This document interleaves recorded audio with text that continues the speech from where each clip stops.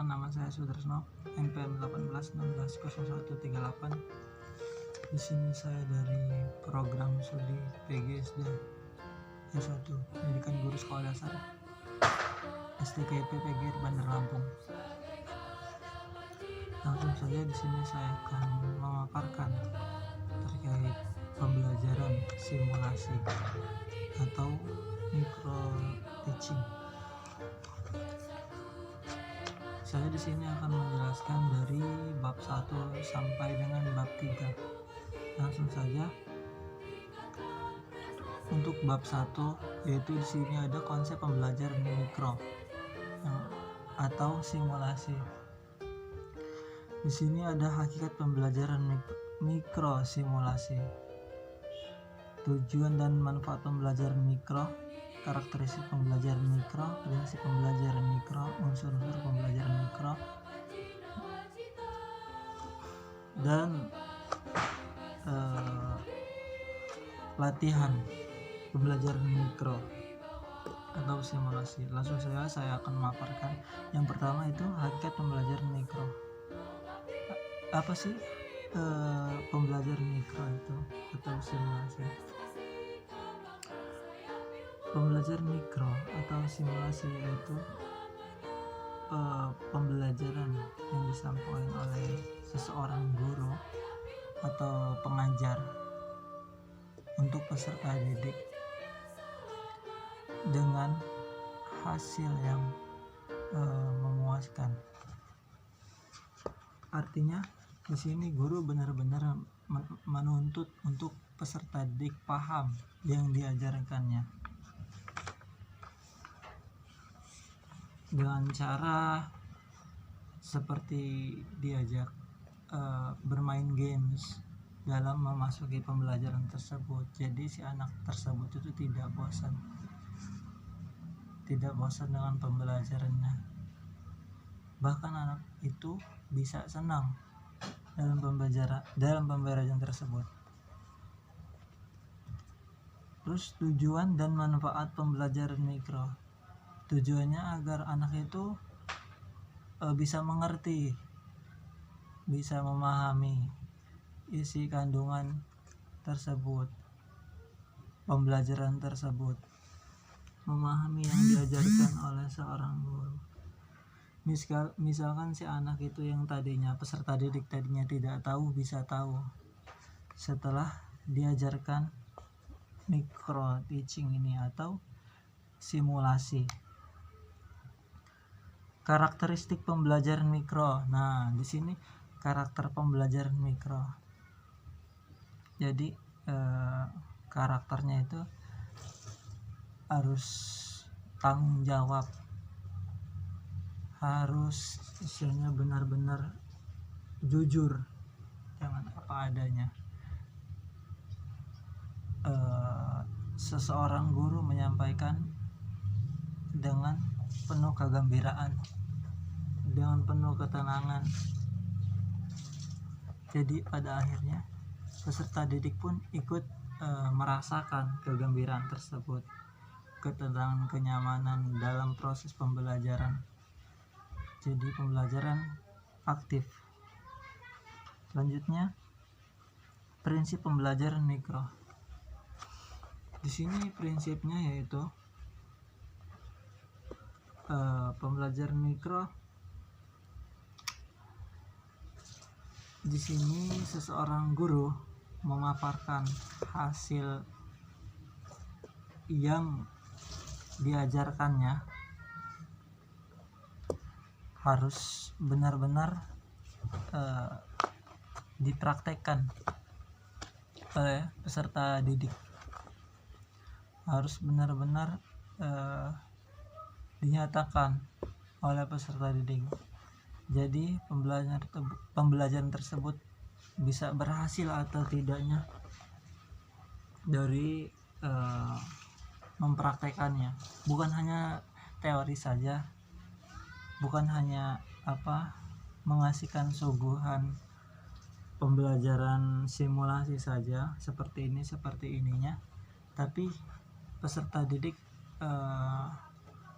harus menyatakan, dituntut untuk menyatakan, untuk mempraktekkan hasil yang dia dapatkan. Jadi seorang guru harus mengawasi tentunya.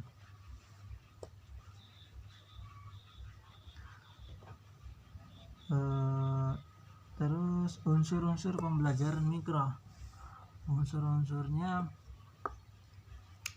yaitu mungkin saling berkesinambungan ya unsur-unsur. Di sini unsur-unsurnya itu harus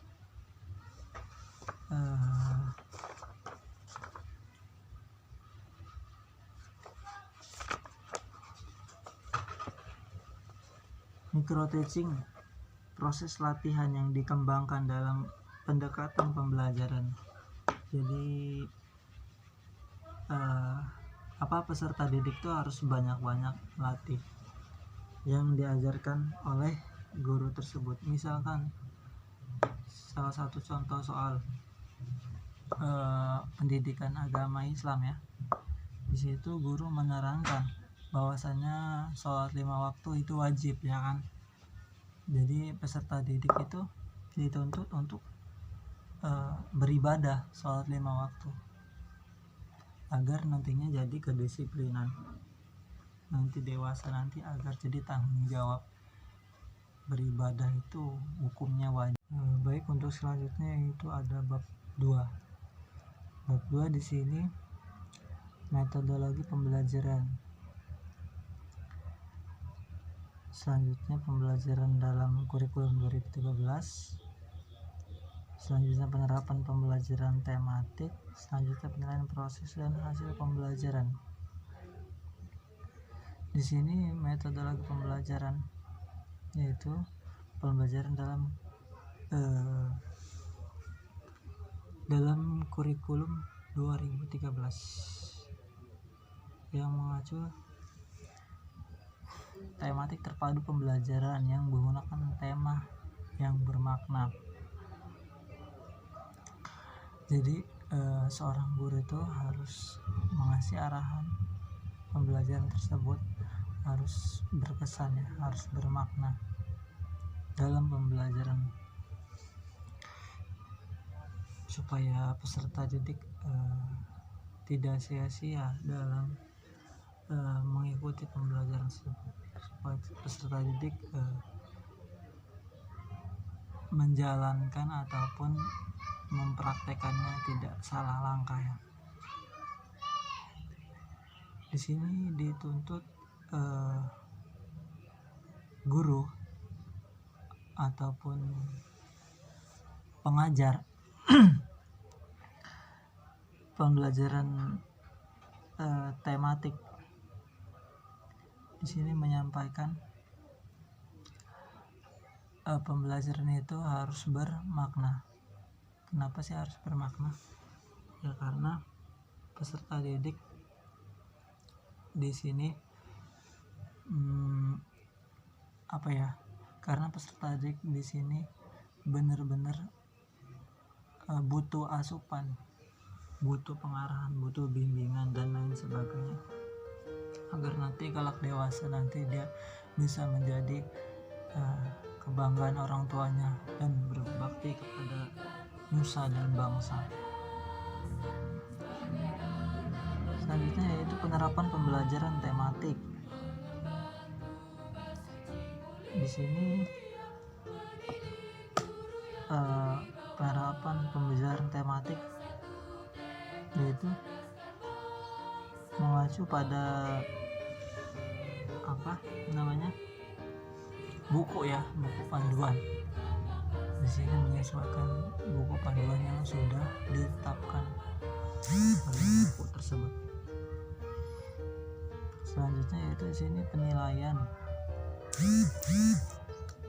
penilaian proses dan hasil pembelajaran.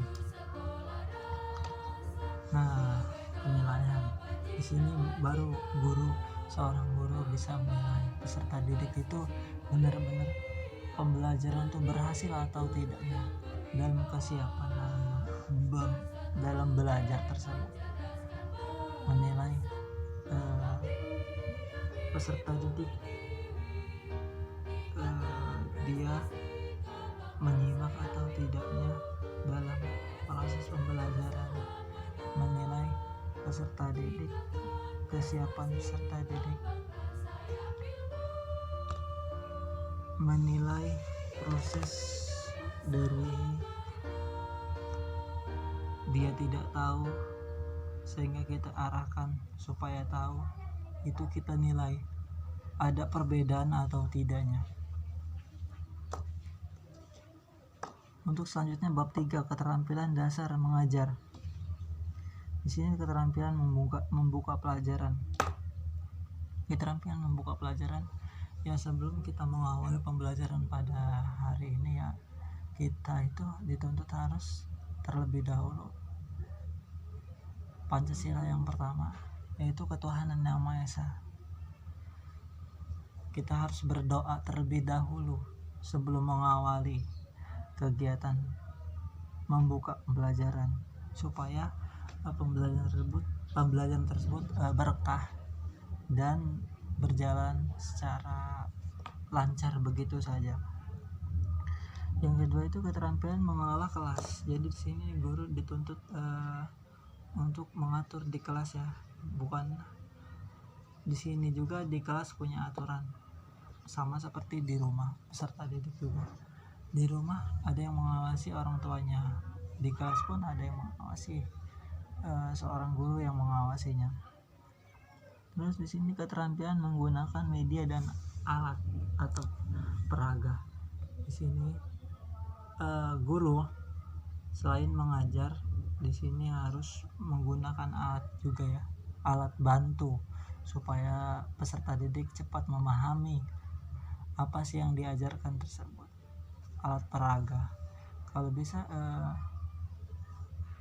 harus nyata gitu ya alat peraganya, medianya, supaya anak tersebut bisa cepat memahaminya. Terus selanjutnya keterampilan menjelaskan. Nah, di sini guru menjelaskan pembelajaran apa sih pembelajaran itu kan, supaya pembelajaran tersebut aktif ya kan, supaya pembelajaran tersebut bisa kena dengan peserta didik, bisa dinyatakan dalam kehidupan sehari-hari. Menjelaskan tentang pendidikannya itu suatu pembelajaran yang dalam prosesnya belajar menggunakan tata tertibnya. Variasi stimulus. Keterampilan variasi stimulus itu kita sentuh stimulus dia yang tadinya dia tidak malas untuk enggan membaca, malas mendengarkan, malas untuk menyimak, ya kita kasih arahan sedikit demi sedikit, arahan motivasi, semangat. Ini loh nak, kalau kamu malas kamu nggak bisa jadi apa-apa. Kalau kamu malas, cita-cita kamu jadi polisi nggak akan tercapai, seperti itu. Jadi peserta didik langsung bergairah, semangat ya. Keterampilan bertanya, yaitu menanya, bukan hanya peserta didik, bukan hanya seorang guru saja, peserta didik pun ikut bertanya gitu. Jadi ada timbal balik, jadi pembelajaran aktif. Memberi penguatan. Nah, di sini memberi penguatan, guru harus memberi penguatan, benar-benar ditekankan tentang pembelajaran, ditegaskan kalau ada tugas ya kerjakan, nggak boleh malas-malasan dan lain sebagainya. Keterampilan membimbing diskusi kelompok. Nah, di sini mendiskusikan kelompok ya, jadi mereka itu peserta didik tuh bisa tukar pikiran dalam kelompok. Misalkan ada 6 atau 7 orang, jadi bisa tukar pikiran, yang ini nggak tahu, yang ini tahu gitu kan, yang ini ada lagi masukan gitu. Jadi peserta didik aktif ya. Bukan hanya di situ-situ aja pemikirannya, wawasannya, tapi berkembang gitu kan. Selanjutnya mengajar kelompok kecil dan perseorangan. Keterampilannya itu sama seperti yang tadi itu ya, yang kelompok ya, supaya dia memahami, supaya dia bisa berinteraksi antar temennya gitu kan. Perseorangannya itu ya kita ajarkan perlahan-lahan dengan penuh kasih sayang, jangan penuh kemarahan. Kalau penuh kemarahan dia nggak akan bisa sampai untuk semangat untuk belajarnya, dia bahkan malah nggak nerima kalau untuk dibentak-bentak, dimarah-marah. Terus selanjutnya penutupan pembelajaran ya. Sini sebelum menutup ada kalanya baiknya refleksi dulu, evaluasi apakah peserta didik ini benar-benar paham atau tidaknya kan. Nah sebelum kita tutup ya ada kalanya kita baik membaca doa penutup ya kan. Kita membuka dengan doa dan diakhiri pun dengan penutup.